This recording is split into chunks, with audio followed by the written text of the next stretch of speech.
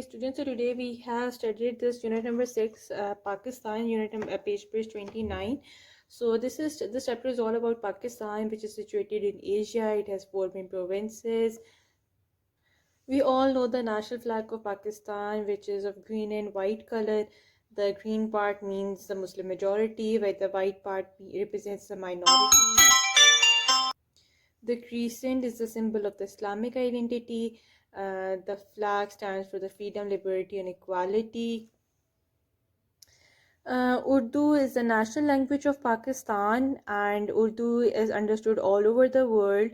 In towns and cities, many people learn English language as well. English language is also very common nowadays. It has now become an international language, and English is also the official language of Pakistan.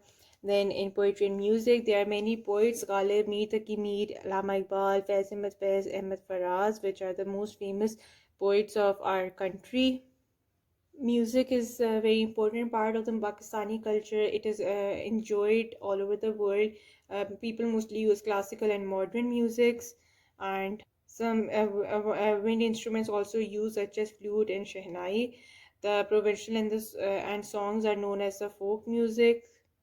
We have our own folk dances which are performed on special occasions, the national international events. Then sports, our national sport is hockey, whereas cricket and squash is the most popular ones. In architecture, we have our architecture can be divided into four periods and cuisines. We have Pakistan is food in Pakistan is mixed of Indian cuisines with some Middle Eastern and Afghanistan influence. We all have eaten biryani and nihari, which are the important cuisines.